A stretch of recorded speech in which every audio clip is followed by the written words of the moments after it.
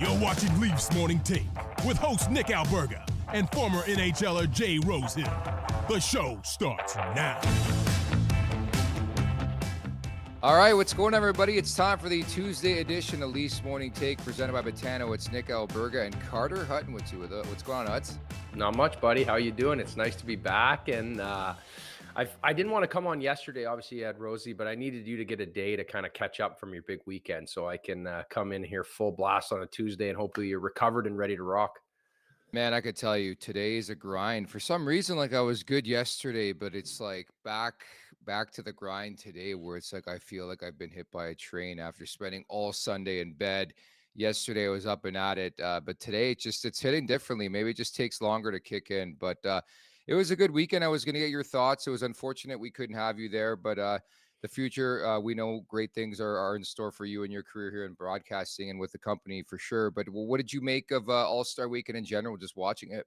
Well, outside of my jealousy of not being there and a little bit of FOMO, so other than that, it was good. It was nice to see everybody that was there and the fans, the backing, the buzz, to know that the NHL and hockey is in a great place, right? Because there was a few years there during lockouts and different stuff. We didn't know if it'd get back to where it was, and it seems like it's in a great place. And obviously having it in Toronto, it backed it. I think the diversity you see at the games, the cultural, how it's spread throughout all different levels, which is great for me. And it was nice to see the big dogs perform like big dogs too. You could see they were trying, you could see they cared, they were showing off their skill. And for me, it's what fan in the stand that's a young kid that gets to see that might change their life forever, that might fall in love with the game. And it's not about the guys that play in the NHL necessarily. It's just about growth of the game and getting fans and getting people to understand that you can play this game your whole life and how great it is.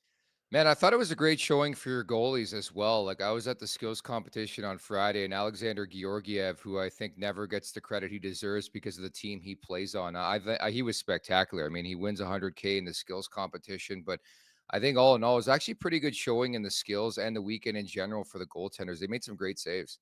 Yeah, it's nice to kind of see normally they're sitting ducks, right? Normally they come in cold, they just sit there and these guys just tee off on them. And then it gets to the point where I remember when they would do the crazy shootout, the goalie doesn't even know what to do. He's just kind of standing there, like doesn't want to save it, let them score. Where it's nice to see their athleticism and see them, being able to show how great athletes they are. So for me, that was a great performance. And for him, he's an underrated guy, right? He's not humongous, but he puts in a lot of effort to the way he plays. Truthfully, I never thought his game would adapt to play as many games as he has, but he's made the transition, and it's fun to see get him to show his skill set on the big stage. Yeah, it's a good point you make because in previous years, specifically last year, it was like such a gag when they did like the face-off relay or the breakaway relay, I should say, where it's like the goalie's not trying to stop it for some reason. And now I think adding money to the mix, like I think it brought a bit of a different dimension. It showcased the talents of these players, and the goalies were actually trying to make saves. Like it's amazing, how different the style and play could be when money's on the line, eh?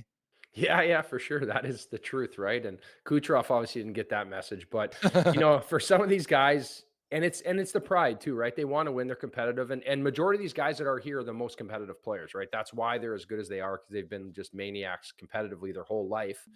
Where I know sometimes, like just the buzz and people, being around the rink myself, and I know some people take it as like these guys make so much money, why do they need to get paid? But from my perspective, it is a business, right? The NHL is putting on an event. They're making a bunch of money. Why wouldn't you pay your employees, right? If you compared it to apples to other jobs, right? I know it's one of those things guys should buy in, but it's nice to see them compete and you get to see the best in the world, going at full blast. Well, it's great to have you as per usual, my man, at the Leafs Nation 4 on YouTube, where you could subscribe, leave a 5-star review if you'd like, where you search your podcast, Leafs Morning Take, where we pop up. Leave us a review as well. That'd be fantastic. We love you guys. Brought to you by DoorDash. It's time for the appetizer. For a limited time, our listeners can get 25% off, up to $10 in value and zero delivery fees on their first order of $15 or more when you download the DoorDash app and enter code NATION25. That's code NATION25, all in uppercase. 25% off your first order with DoorDash. Offer valid in Canada. Subject change. Terms apply. So an 8-day break. Same team. I'm not going to come on here and rip them to shreds. It's not worth it anymore. I said it on yesterday's show. I'm going to stay even keel with this team. But, I mean, there's no excuses. And they could use the excuse. They lost that game. But the Islanders also had the same time off. And There was one team that looked hungry, and there was one that was like a mash of both. And I think the right team won last night, Huts. No, I think so too. I don't think you're far off. And I think the break for the Islanders, in my opinion, Patty Wall comes in. It's a bit of a whirlwind, right?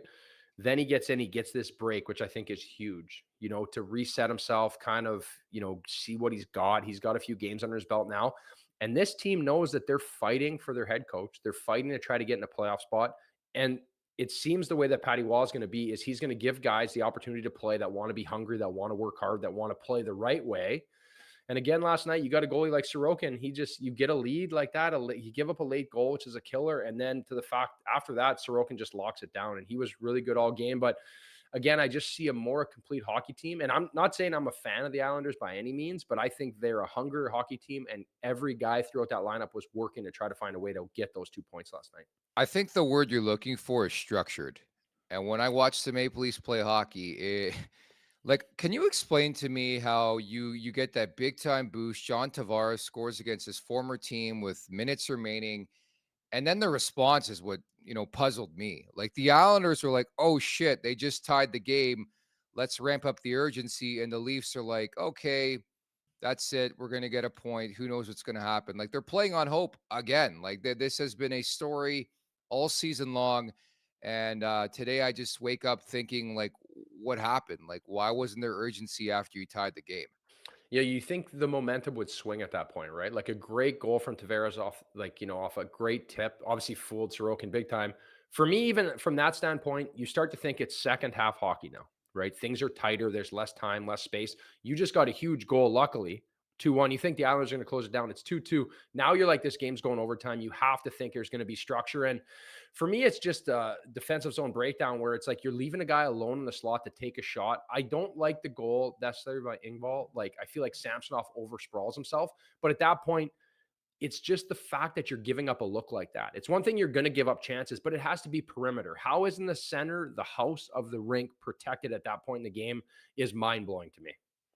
I owe this fan base an apology because like 3 seconds into the game, I'm like, it just smells Pierre Engvall goal. I just didn't think it would be a game winner. Like we can tackle that whole thing. So this guy, Pierre Engvall, gets a video tribute. Can we stop the madness? Like I know this has been my shtick for like 3 years where it's like, I love revenge goals and NHL revenge and video tributes, but like, where do you draw the line where Pierre Engvall is getting a welcome back graphic on the big screen?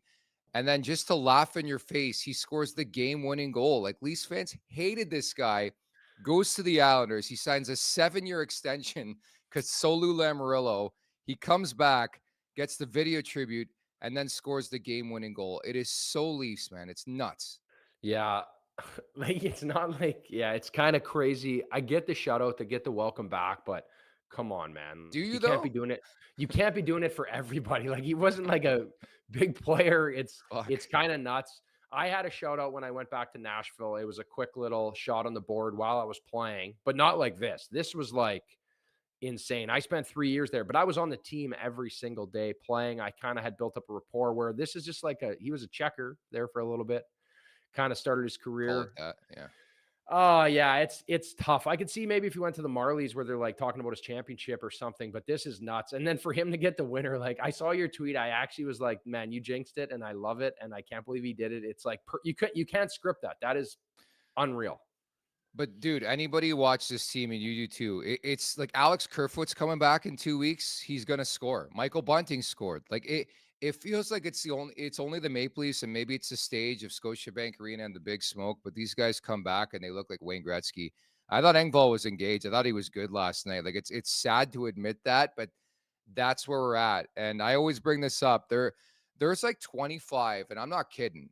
I'm not being dramatic. There's like 25 losses in the last decade for this Maple Leafs team where it's like you sit there after the game and you're like, what the fuck did I just watch? And we all know what number one is. I was in attendance. It happened against Carolina, a Zamboni driver. But there are so many games where you come out of it and the first thing you see on social media is that Ben Affleck meme where he's wearing, people Photoshop a jersey on him. He's smoking a cigarette. That's the first thing I saw. And it's so true. It's like only the Maple Leafs would lose a game like that after tying it, and it's Pierre Engvall out of all players to score the game-winning goal. Like it's mystifying, but right to script with this season so far, man. It's stressful at times, right? And it's that I always touch back on that leafy hockey Rosie comment because I love it. It's so true, right? It's one of those things where it's like if they came out last night and scored 8 and were amazing, you'd be like, "Oh yeah, that's not surprising." But then they go and lay an egg. Like there's just no middle ground. I just feel like the compete for me is something that I struggle with. I know that they had more guys in the All-Star game. I know that it was coming off the break, but the Islanders are in the same boat, right? Less guys in the All-Star game, just Barzal. Barzal scored. He was in the All-Star game. It's one of those things where it's just frustrating to watch for me because the game is so important, right? They're not that far ahead of the Islanders. Like it's a dogfight right now in this division to get in the playoffs in that wild card and to drop points to the Islanders, who's the Metro's crazy, right? And the Atlantic's no cakewalk. You talk about Boston, we talk about Florida, Tampa Bay. Like, there's not going to be any easy games. And granted, I know you can't control all these other teams, but you can control the way you play. You can control the way you set yourself up for the playoff, finding that stride in the playoff hockey as it gets closer. And for me, last night was another wasted effort where you could have had a better way to find your game. Yeah, I think that assessment's so bang on, Huts. Like, I mean, at what point do you get the coach involved? Like, the start, like it was just so lethargic. And again, the Islanders had the same 8-day break. Matthew Barzal was part of All-Star Weekend. He was the best player on the ice last night. They win the game because Matthew Barzal stepped up his play. He owns the Maple Leafs, by the way. Ever since that comment from John Tavares, where he called him that kid that won the Calder, he has dominated the Toronto Maple Leafs, plain and simple.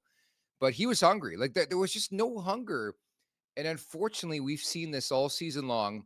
We've seen this for the last 5 to 7 years under Sheldon Keefe. I'm not one to finger point as much as some people, but like, who's to blame for these type of starts where like they look disinterested, man? Like the first period, if it weren't for Ilya Samsonov, I think that hockey game's over. And again, the Islanders are ready to play. I know they have a new head coach and all that, but they look like a team that was fighting for something last night. No, and it is, and I think he's going to have an inspired hockey team. I was actually texting with a buddy last night, Robert Bertuzzo. He's out with a high ankle Yeah. sprain with the Islanders, local guy, good friend, and he was just saying like how much he's changed. Like he's just such an old school guy, and they have a team that like responds to it. Like so, obviously him being hurt, he's upset about it, but at the same sense, he was like he thinks this is like a great fit for this team that's going to get them to buy in because we've talked about that how many times. I feel like every time we're on here, you talk about Keefe and you talk about the structure and like Yeah. it's just like Groundhog Day, right? Where you get a different coach in there, a different voice. And sometimes it's not necessarily the personnel, but it's that shot in the arm that you need to get guys to buy in the right way. You look on St. Louis, right? We always go back to that when Craig Berube came in, teams in last place, all of a sudden they win a Stanley Cup, right? You have the tools, you have the guys, but like it's just that comfort and that familiarity with someone where it just doesn't change, right? How many times are we going to keep going back to the well here? I feel like with the same comments about this hockey team. Again, yeah, it's Groundhog Day. I feel the same way. That's why I came on here. I said I'm just not going to rip them to shreds. It's just not worth it anymore. Having said that, like the D zone issues, a glaring issue, and I think Sheldon Keefe, summed it up perfectly after the game. Like we played good enough to win, but not bad enough to lose. Something like that. You know the quote I'm talking about. But like something to that degree where it's like they shot themselves in the foot. I know he wasn't too happy, obviously, with the gaff that led to the that rookie scoring his first NHL goal, which was a beauty, by the way, out of the box. Like that power play was dreadful. Again, no desperation, no urgency that you're playing in an NHL game back from the All-Star break. And then like it's just like mistakes. Like again, D zone turnovers. It's the same thing that's plagued this team all season long. Is it an easy excuse to blame their lack of depth on the blue line, though, is my question. No, I don't think so. Like, I feel like a mistake like that is mental, right? Like, you got a Sure. young kid. He put Samsonov in an absolute blender too with that move. He Oh, got he got him to bite, and that was a it's really nasty. good move from Yeah. McLean. But and that just shows you, like, I know he's a rookie first goal, but like you give guys time and space like that and stupid mistakes, they make you pay, right? So it's frustrating to me. And like Keith kind of touched on, like saying it was like peewee hockey, those kind of mistakes. And Yeah. he's not far off because those are mental mistakes. It's different when a team beats you. It's different when you beat yourself. And that's beating yourself by giving up those kind of chances where like everybody in the rink knows the penalty's ending. Right. Like you have to be aware of it. That is part of the game. This hasn't changed. You've been playing this game forever. So making mistakes like that is unexcusable in my opinion, especially in a game when you're trying to make the playoffs and you're trying to play against a team where it's a huge game. Even to get to overtime would have been huge to get that extra point, and to let that slide is, I think, unacceptable. So, Huts, my follow up to that, and the direct quote, by the way, from Sheldon Keefe, I think was pointed at Timothy Liljegren, but he didn't say his name. This is the National Hockey League. That's Pee Wee stuff. You play on the power play in the National Hockey League. They should not get behind you coming out of the penalty box. I mean, the guy has a point, but the whole like mental game, like who's in charge of preparing these guys? Like, it can't be a whole team of mental defects or whatever you want to call it, where it's like every player is making mistakes like this. Who do you point the finger at? Because to me, it's the head coach. They're not ready. They are Yeah. not prepped. When you look at other teams in this league, hell, look at the Islanders last night. They were just smart with their play. They played their style.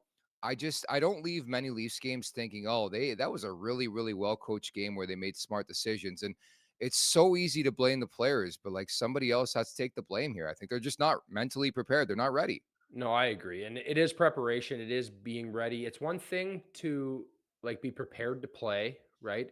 And you have an off night, right? Like teams have off nights, right? You play 82 Sure. games. There's going to be nights where you mail it in, but like consistently seeing these like mental breakdowns, I feel like at some point it's got to fall on the coaching staff, on preparation, on, the systematics part doesn't change. I felt like when we would play, it almost was like Groundhog Day. You'd go to the rink in the morning, you'd watch your penalty kill, power play, you get a little bit of scouting, and like it's all pretty close, give or take a little bit, especially as a goalie. For me, it was like, I'm going to watch a power play, see where guys shoot from some tendencies, maybe a little bit of forecheck because I handle the puck a lot. Other than that, it's just hockey, just playing. How are you going to get ready to play and be focused and be dialed in? And for this team, I find it's just ebbs and flows of just one night they're dialed in, next night there's no consistency. And my fear is, without creating that structure that we drop on all the time, when playoffs come, you can't just find it. It should be dialed in by now, especially we're in the second half here, and we're running late out of time, in my opinion. And the other thing I noticed in the game, like, there's not like I know they don't want to talk about the core four, like especially with Calle Yarncroke out there, they have nothing. Like, I watched the third line, and I'm like, maybe they'll score tonight, but maybe they'll score once in 4 games. Like, you don't get the feel of like a Colorado or a Boston where it's like, the bottom six. If you're not mindful of them, they're going to bury you.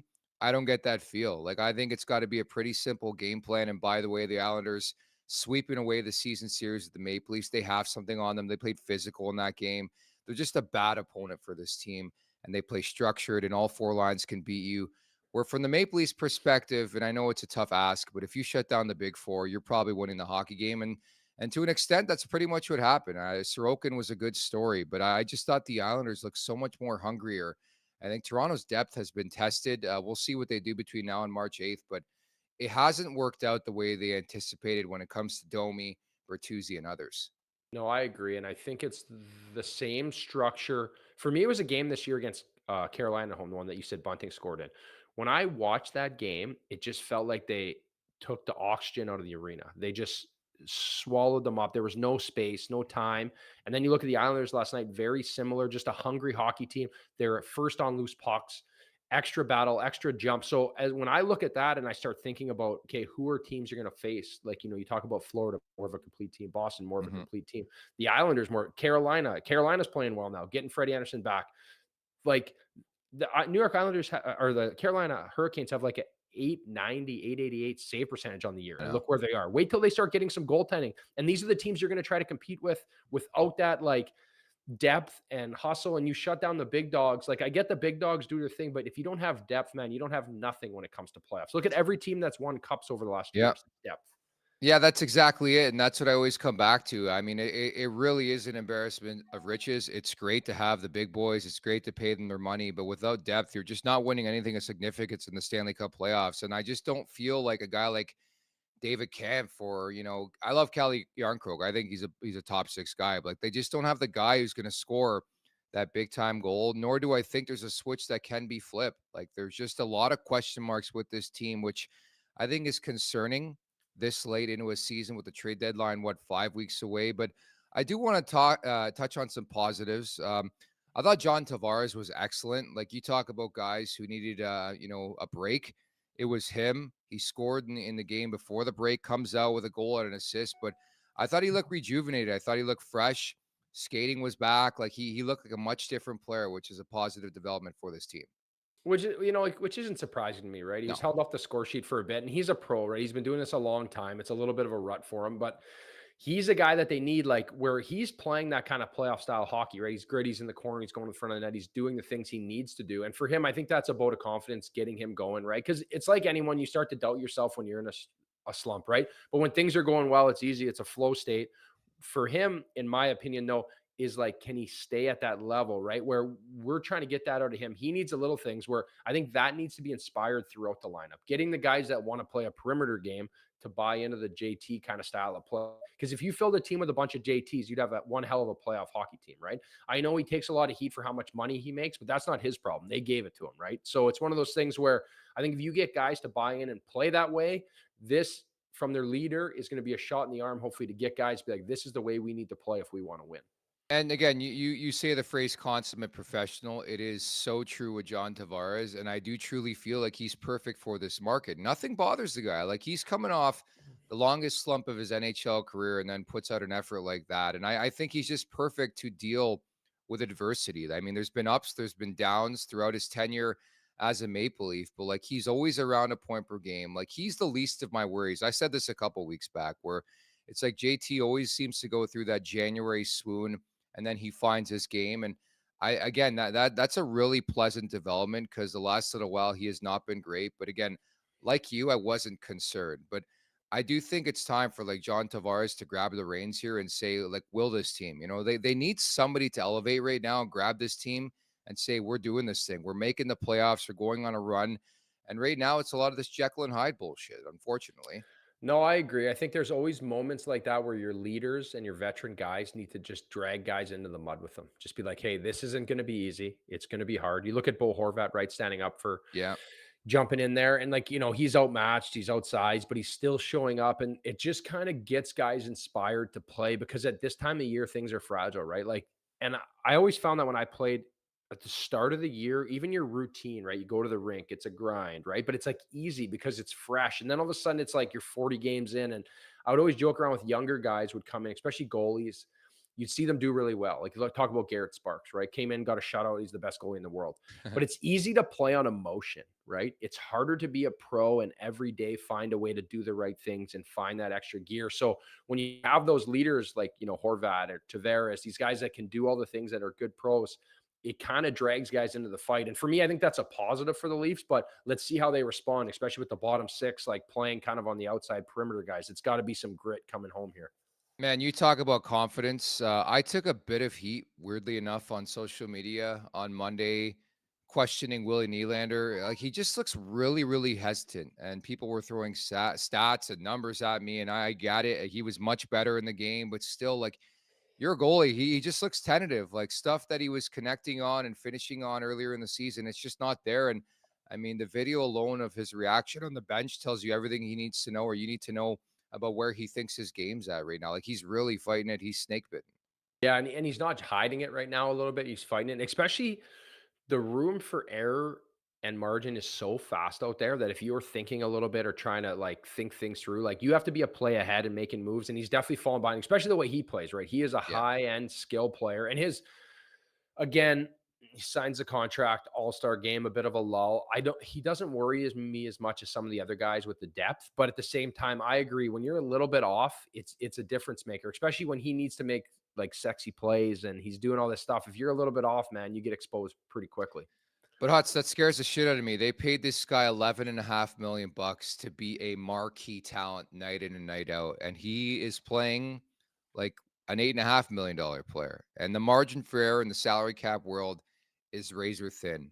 And granted, the sample size is like 11 or 12 games. I will give this guy the benefit of the doubt, more so because of what we've seen the last year and a half. But I would be lying if I'm not a little worried and concerned about the fact that very coincidentally, this guy has resorted back to the former player. To the guy who's a really, really good hockey player, but he is not a guy who's a marquee talent in this league right now. And it's unfortunate. It's sad to me.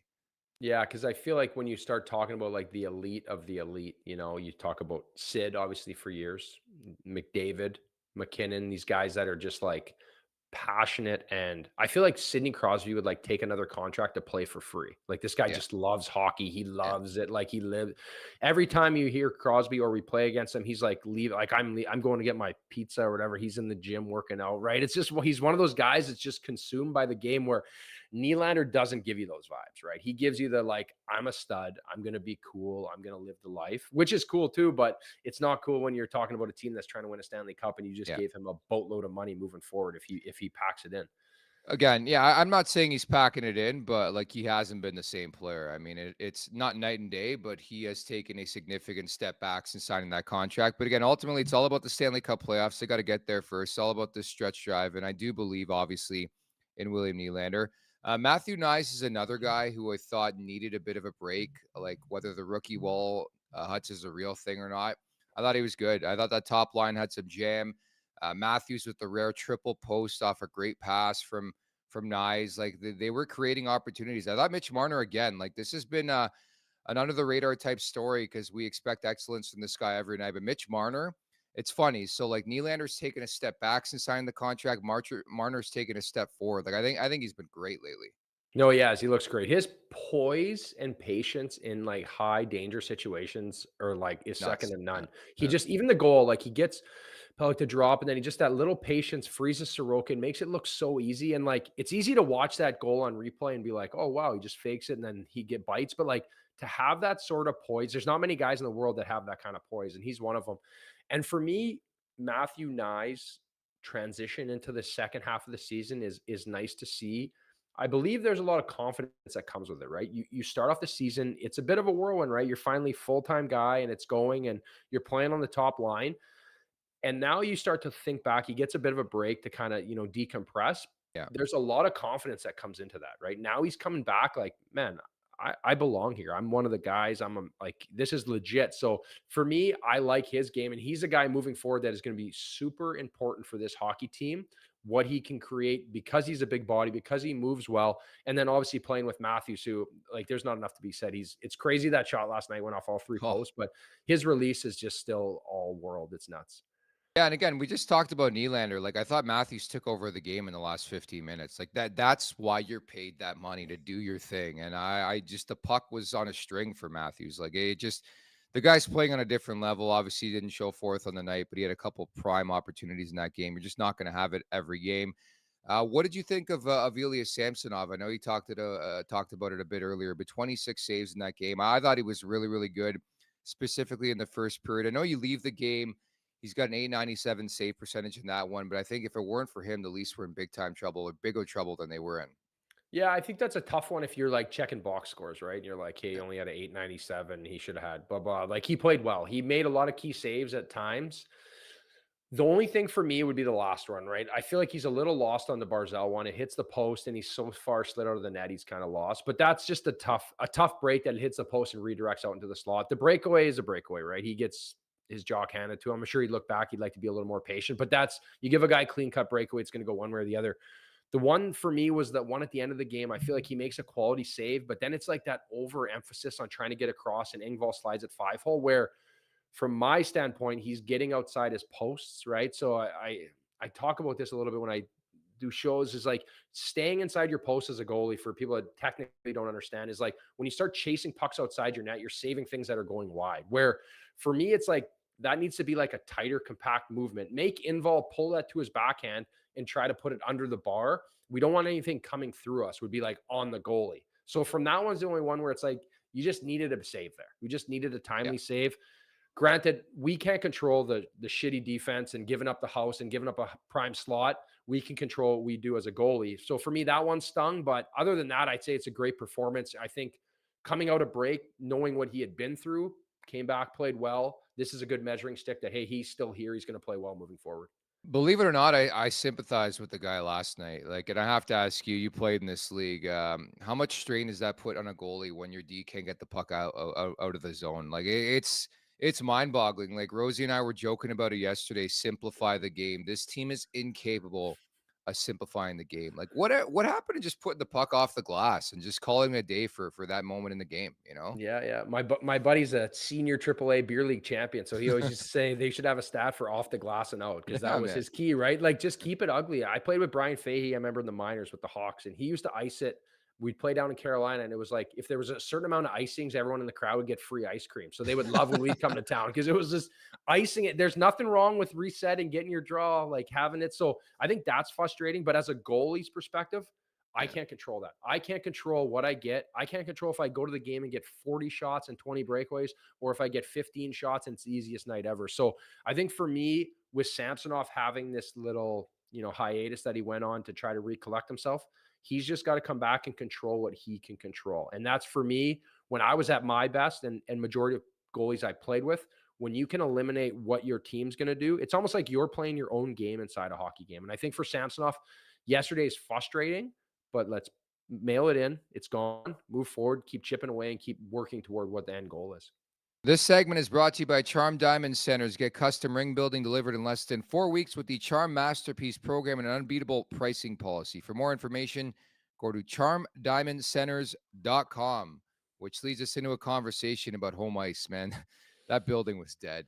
Like it was worse than usual. It's the Monday night special, I call it, but maybe everybody was just hungover from All-Star weekend. I'll go with that. Yeah, a lot of hype. I was kind of surprised that they would start a home game after that weekend. You think it'd maybe be like a day off True. on the like a day and then on the road or something. And I don't know, but like there's nights that rink's dead to begin with too. And it's not like the Islanders are a sexy draw either, too, right? It's not like it's coming in. It's like a huge matchup. It's a team we know that's like can play boring and kind of drown the game out. So for me, it's frustrating because the sense of like there's so many fans that want to be at games and want to be engaged and just love the game. And I always found that when I played in Buffalo, it'd be like all Leafs fans, but they were the rowdy ones because they were the blue collar fans that could finally afford to come to a hockey game. And they'd come to Buffalo and just go absolutely bananas. Where Toronto, it's the suits, it's Monday, it's just kind of a flow. Not as many people are into the game. And it's definitely frustrating, I think, from a fan's perspective and an ex-player to be like, you just want energy, right? Like these guys, it's a grind. Well, I was going to ask that. I mean, you've been lucky enough in your career to play in Arizona, jokes aside. Nashville, obviously Bridgestone Arena. That barn is tremendous. I've watched the hockey game there. St. Louis, like you've had the opportunity to play some really, really cool buildings, really, really loud buildings. How much does that impact a player? Like I've always wondered, do guys care if you have a building like Toronto where it's like, man, like it sounds like a mausoleum in there. It's so sad because they have a really fucking good hockey team, but again, the people who go to those games really don't care. Yeah, I think if you could flip the 300, the upper bowl to the lower bowl, it would help the game, truthfully. For me, I found like throughout the year, it's almost like the crowd can drag you into the fight a bit better, right? I talk about leaders doing that. The crowd can do it too, right? Like, say you feel like shit and you're on a back to back and you're tired and your team's playing bad, but hey, we're going into Nashville, we're going into Montreal, we're going into a building that's loud and can have energy and like create and like bring you into the fight.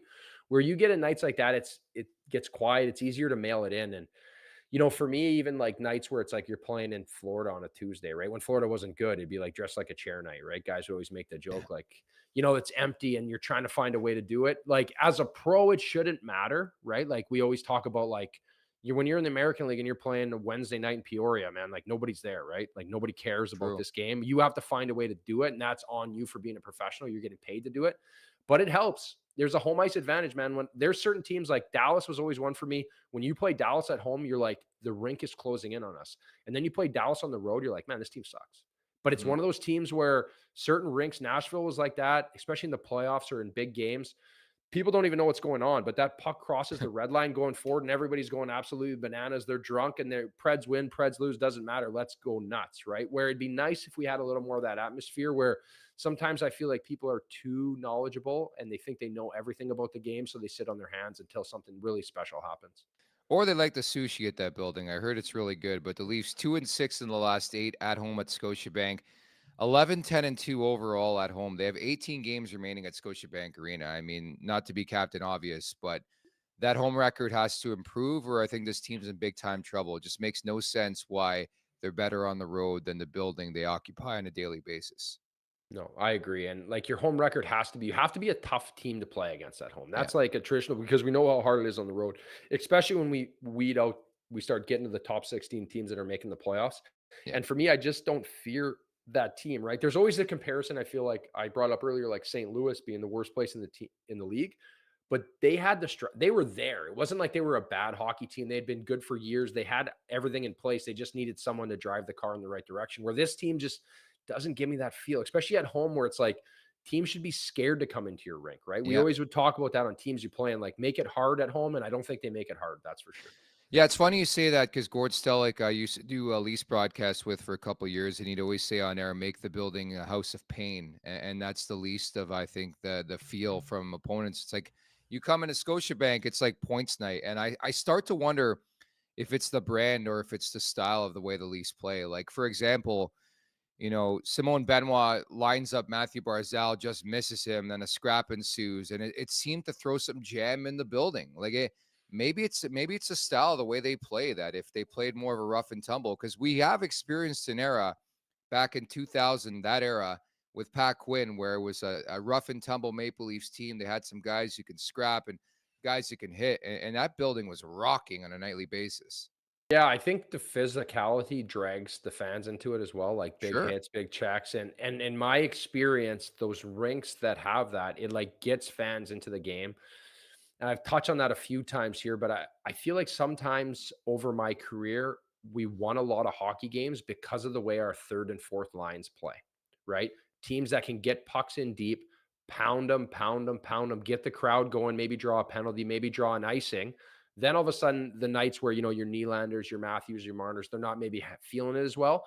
They're setting them up for better chances, right? So that's where it becomes that depth and energy in the building drags guys. Because I'll tell you one thing, if a guy's having a tough night, that's a star, all he wants is power plays.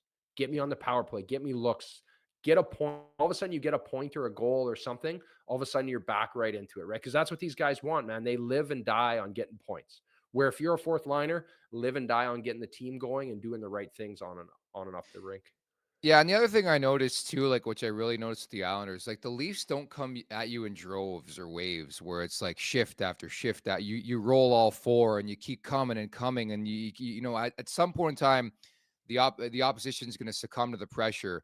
It's like one good shift, two bad shifts. Like there's no like I don't even know how to put it correctly. Maybe you have the terminology for it, but like they just don't come at you in waves like the elite teams in this league do, where it's like every shift they're at you and the game doesn't change for them, you know? No, that's the right way to call it, Nick. I know you didn't play in the NHL. I'm not going to hold Yeah. that against you, but Yeah. that's right, man. Like you watch even like Seattle, like a team like Seattle last year. It was like it felt like whether their top line was on the ice or their fourth line was on the ice, they were just coming, coming, coming. Even like Rosie could say this. There's not a time in his career when he had a chance to throw a hit, he was throwing a hit. Exactly. Right. Yeah. And all of a sudden now you do that over the course of a game. And now the guys start second guessing themselves. If you give guys freebies, they're getting up ice, they're creating more offense where you got to pound guys every night. And I think moving forward with this team, you want to create a playoff atmosphere and a rink that is going to have more energy in it. That's how it starts, playing the right way. It really is a war of attrition. And again, we've had this convo so many times on this podcast where you look at the Leafs and wonder if that type of brand is sustainable in the Stanley Cup playoffs. Can they play that heavy hitting? We've seen it a couple times this season, but that's what it's going to be like come the playoffs, regardless of the opponent. It's going to be a 3-1, 3-2, 2-1 style hockey game. And at this point, I don't know what this team is. It's going to be a very interesting next couple weeks. And I think we're going to get, an inside scope of what they're feeling brain trust wise when it comes to this team. But again, it's just more of the same roller coaster type stuff where it's ups and downs and then they get an effort like that. And again, you can't use the excuse of an 8-day break because the Islanders were in the very same boat and they were ready to play. So I think just the beat goes on, unfortunately, for this Maple Leafs team where it's the same old same. You just don't know what you're going to get from this team, unfortunately.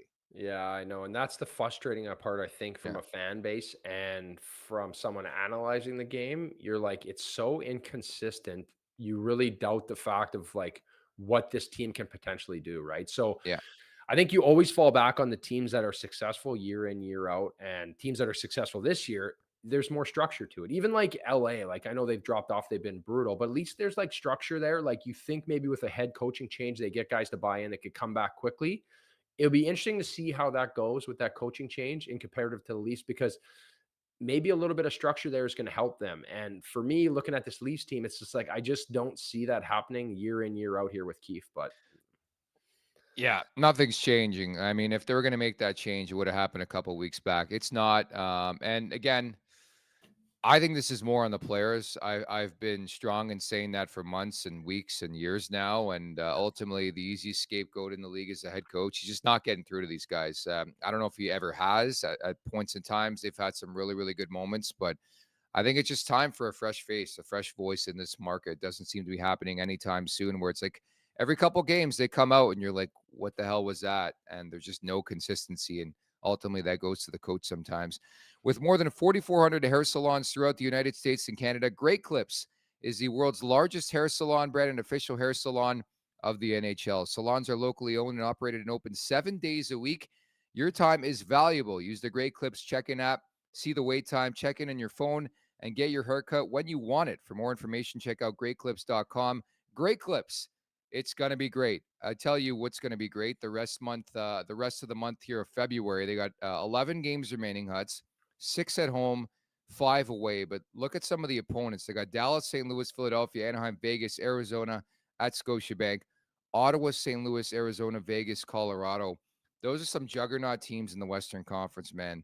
It's again, we've been saying this for a majority of the season. I guess we're really going to find out what this Leafs team is made of here. yeah, especially how strong the West is this year, right? Like everyone's, comparing it to how, especially the Pacific, right? I think it's going to be a good measuring stick.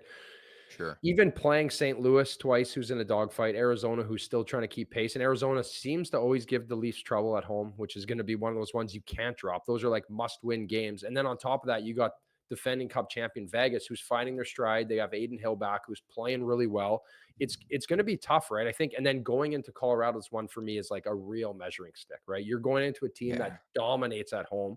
Can you come in there and get the job done or like be competitive? You're thinking 11 games this month, like you got to win at least 7 of them, but for me, I start looking at that schedule. This is going to be really, if you're a contender or pretender after this month here. And everybody's talking about the games in hand, games in hand. If you don't win the games in hand, they mean squat. Like I think that loss against the Islanders was tough in regulation, especially with an idle Tampa, an idle Detroit, and a team behind you. Like they had a chance to not put away the Islanders, but put some separation in the standings to say, you know what, the Islanders aren't going to catch us. And now they're right back in the fight. They're 2-1 in 5 games under Patrick Waugh, and it's like here we go again with this Maple Leafs team. And I think it's something this team hasn't dealt with in a couple years, where they're not a foregone conclusion to make the Stanley Cup playoffs. Like I do truly feel like we're going to find out if they're pretenders or contenders in a hurry here. Like they need to go on a run, create separation in the standings, or they're going to find themselves just fighting for their playoff lives just to get into the playoffs. And granted, people can, make that correlation to Florida last year. They finally got cooking at the right time, but you're just hoping, you're hoping at that point. No, I agree. Like I know Florida slides in and they're playing. So maybe it would be nice if it becomes a bit of a dogfight for them to get in, because then maybe they find their game better. But when you look at Florida getting in, they were already built for success, though. Like they had the back end, they had the goalie, they had everything. Things weren't working right. Bobrovsky was struggling. Alex Lyon played really well, but they had structure. They had it there. They just really didn't find their game. Maurice was there, came in, got them to play the right way, and it peaked at the right time, obviously. But for me, I don't see that. I don't see like the Leafs finding all of a sudden this like great back end and this great goalie, just in the middle of nowhere. So I feel like they really need to make a step up, because right now they've played well enough to be in the hunt, but I don't think they've played well enough to consider them even having a chance of getting out of the first round at this point. No. It's like, again, people are trying to go back to that and draw comparisons to Florida. I think you're sadly mistaken. There's just too many question marks with this team, and I think they're way too reliant on 4 players. As much as they wanted to have that conversation last summer where they're like, it's not all about the core 4. It is all about the core 4. And we figured that out again against the Islanders, where I think if you limit those guys, you're going to win the hockey game. And that's exactly what happened. I just think they're really, really predictable. Like, again, even on the power play, it's tough to say that because their power play is always top 5 in the league. They're so predictable. Like, rarely do they do something where it's like, wow, that was unexpected. It's the same loop-de-loop, drop the puck back, Marner and Matthews play a 2-man game. Like it's just so predictable. I know every team for the majority is like that. It just seems like the Leafs are very, very super predictable watching on TV. No, I think so. And I think there is like you don't fool anybody anymore, right? Like you're not like No, you're no. going in there and catch somebody off guard with what you're gonna do. And again, I think like you look at some of their losses and the way they've played, there's like knowledge in the sense of like, okay, like if we have a really good checker and this line is playing well, we can shut down these guys. And then from there, it's pretty much our bottom six versus their bottom six. And that's where the difference is. And I think that is where the back end starts to fall out because you don't have those big bodies that take up time and space. Like I love Benoit, but like if you had like, I literally 4 defensemen like him that could play in your bottom four, I feel like you'd be in a better spot than you are now. They don't need to make the big money. They need just time and space, and there's no area in the rink where I feel they lack that when even some of the signings, like you talk about Klingberg, obviously he's out, but that's a crazy signing to me. Like, what are Yeah, you doing adding a made no guy like sense. that Yeah, and the power play? So for me, I struggle with the whole concept of how this team is built yeah. when it's been like year after year of the constant results of the same BS. Yeah, for sure. And I just think specifically on the blue line, they're not hard to play against, and I feel like they don't move the puck quick enough. Like it's one thing to have these marquee studs up front. It's another thing to get them the puck in stride and movement. And outside of Morgan Riley, who's a really good puck moving defenseman, there's no one really back there where it's like, wow, they can snap it and their first pass is incredible. Like I just they're not flowing. There's no identity to this team. There are moments where they show like they're ready to break through, but then they bring you back to reality a bit. And I think they've been struggling with that all season long, sadly. No, yeah, it is. It is tough. And when they come back to reality, they come back hard, right? But Oh, again, it is the structure of like building your team around four forwards, right? Like every other team you look at that has like stud defensemen or like they're hard to find. You need to homegrown some, but like granted, I know Samsonov had struggles. Martin Jones has been good, but and Wool was good. But like even when Wool was playing out of his mind, Samsonov's been playing really well. They're giving up high quality chances. Even when you look at that game against Winnipeg when Samsonov really stood on his head, like a 2-on-0, like he was electric. And that was a Winnipeg team that was like depleted, right? Without yeah. like some of their star players. And granted, you win the game, right? So people are like, oh yeah, we won. That's great. But like you still were on the losing end of like quality hockey, right? Which at the end of the day, it's sooner or later it catches up with you. Quick answer. Would you go with Samsonov against Dallas again? Yeah, for sure. I think at this Yeah. point you have to see what he can do and keep growing him. I think for Martin Jones, time off is fine. I don't like the fact that Wool is not close to skating, so it's like we need to get Samsonov to be that guy now because he's the guy that can make the difference. Yeah, it sounds like a couple weeks. I mean, I think there were a bit of conflicting reports yesterday of Wall skating, Wall not skating. I don't know if there's a setback involved, but I think we did the numbers yesterday. It's going to be 2 months on February 9th. But as you've mentioned time and time again, it's a tougher injury to come back from a goalie where you're going post to post all the time, right? Yeah, for sure. I'm Yeah. sitting here looking at my ugly ankle here with the scars on it and stuff. But Yeah.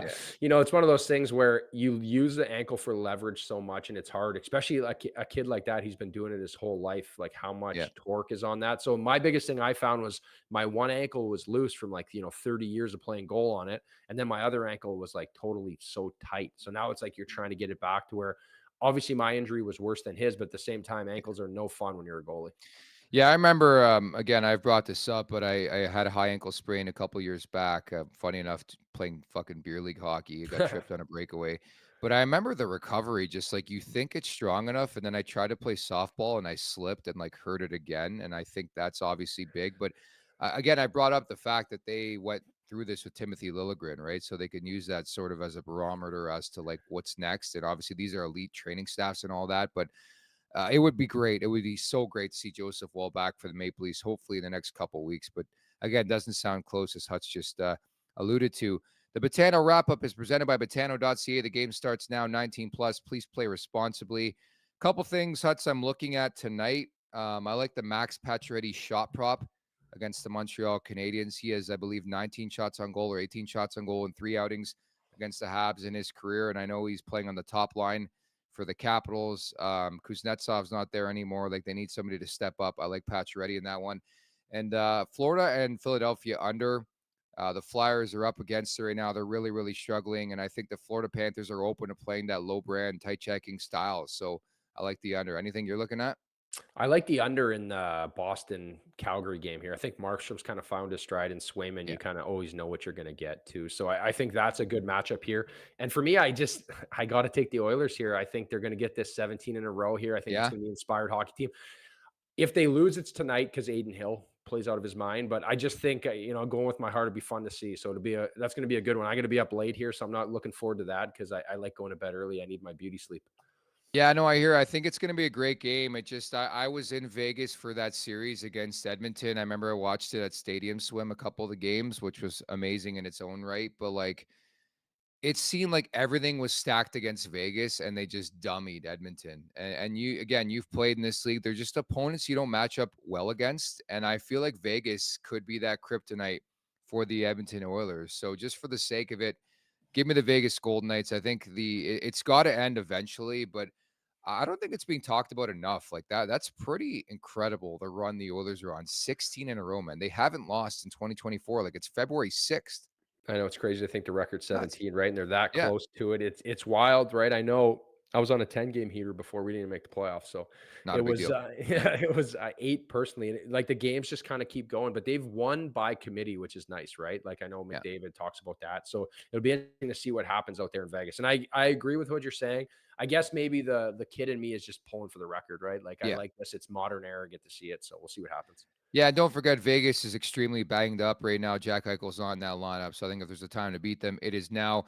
Lastly, I just want to send our well wishes to Hockey Hall of Famer Lanny McDonald, a speedy recovery. He had a cardiac event on Sunday, of course, 70 years of age, on his way back from Calgary, or from Toronto, from All-Star Weekend to Calgary. So sending our best to Lanny McDonald as we tie a bow on this one today, Huts. Great stuff, and it's the Leafs and the Dallas Stars coming up tomorrow night. Yeah, should be a good one. And like I said, you know what I mean? Dallas is a tough team, and we'll see what they can do against them because now it's now or never.